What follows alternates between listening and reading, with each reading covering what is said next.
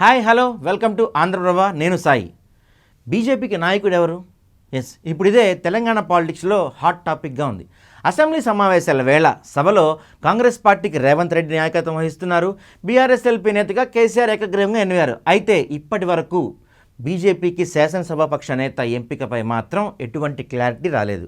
BJLP నేత కోసం కమలంలో కసరత్తు కొనసాగుతూనే ఉంది. బీజేపీ శాసనసభాపక్ష నేత పదవి కోసం ప్రధానంగా 3 నేతలు పోటీ పడుతున్నారు. మరి కౌన్ బనేగా బీజేపీ ఎల్పీ నేత?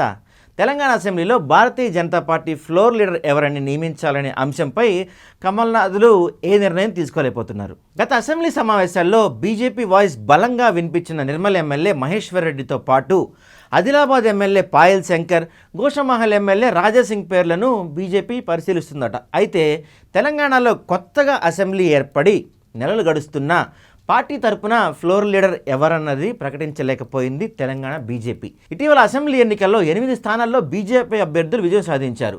ఉమ్మడి ఆదిలాబాద్ జిల్లా నుంచి 4, ఉమ్మడి నిజామాబాద్ జిల్లా నుంచి 3 బీజేపీ ఎమ్మెల్యేలు ఉన్నారు. గోషామహల్ నుంచి రాజాసింగ్ కూడా గెలిచారు. అయితే బీజేపీ కొత్త ఎమ్మెల్యేల్లో నిర్మల్ ఎమ్మెల్యే మహేశ్వర్ రెడ్డి గత అసెంబ్లీ సమావేశాల్లో అనేక అంశాలపై పార్టీ తరపున గళం వినిపించి అందరి ప్రశంసలు పొందారు.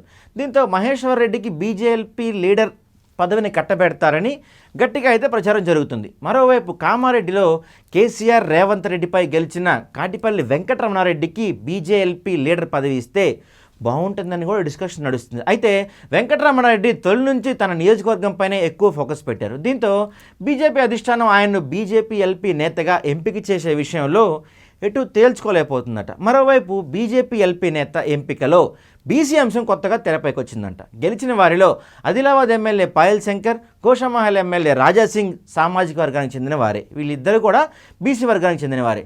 తమ పార్టీ అధికారంలోకి వస్తే బీసీనే సీఎం చేస్తామని సూర్యాపేటలో ఎన్నికల ప్రచారంలో అమిత్ షా ప్రకటించిన సంగతి తెలిసిందే.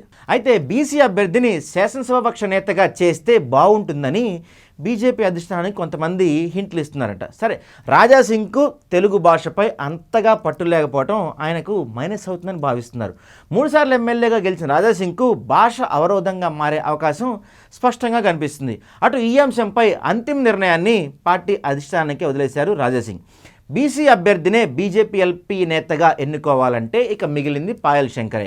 ఇటీవల ఎన్నికల్లో ఆదిలాబాద్ అసెంబ్లీ నియోజకవర్గంలో బీజేపీ నుంచి పోటీ చేసిన పాయల్ శంకర్ దాదాపు 7,000 మెజార్టీతో బీఆర్ఎస్ అభ్యర్థి జోగురామన్నపై ఘన విజయం సాధించారు.